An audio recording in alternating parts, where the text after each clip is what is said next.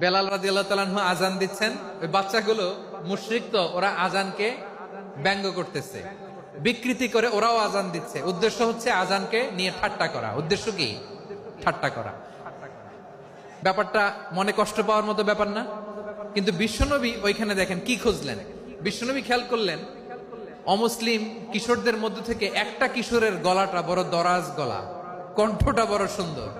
খেয়াল করে দেখলেন যে কিছু কিশোর বেলালের আজানকে ব্যঙ্গ করে, বিকৃতি করে, কিন্তু একজনের কণ্ঠ দেখতে পাচ্ছেন না এত দূরে, কিন্তু কণ্ঠটা বড় সুন্দর, দরাজ গলা। বিশ্বনবী সাহাবীদেরকে বললেন, ধরো এগুলারে, ধরো। সবগুলারে ধরে বিশ্বনবীর সামনে আনা হলো। ওরা হাঁটু গেড়ে বসলো।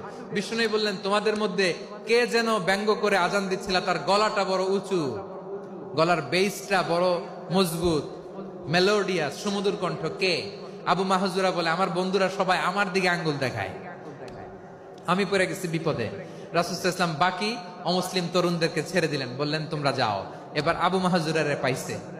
আবু মাহজুরার চুলের মধ্যে হাত দিলেন বিশ্বনবী, মাথায় হাত দিয়ে বললেন, এবার আজান দাও দেখি।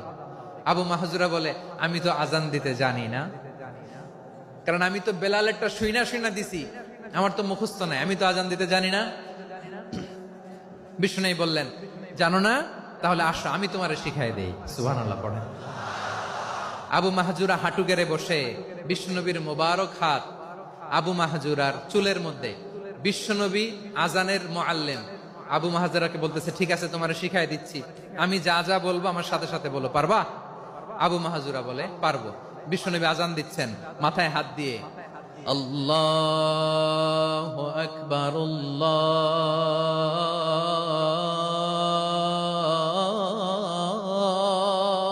আকবার। আবু মাহজুরা এই বাক্যটা পড়লেন। বিশ্বনবী দ্বিতীয় বাক্য পড়তে আরম্ভ করলেন, আল্লাহু আকবার,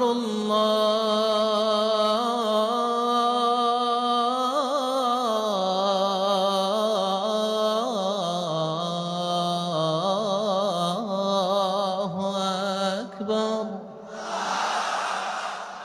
আবু মাহজুরা এই বাক্যটাও বললেন। বিশ্বনবী আবু মাহজুরার মাথার মধ্যে হাত দিয়ে তৃতীয় বাক্য পড়লেন, আশহাদু আল্লা ইলাহা ইল্লাল্লাহ,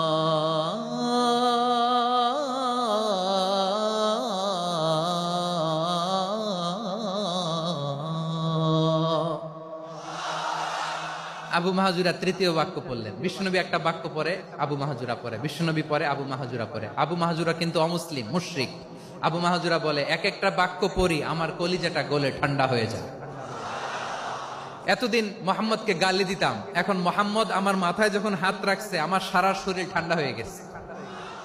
বিশ্বনবী আজান শিখাচ্ছেন, একটা একটা বাক্য পড়ে আবু মাহজুরাও পড়ে, বিশ্বনবী পড়ে, আবু মাহজুরাও পড়ে।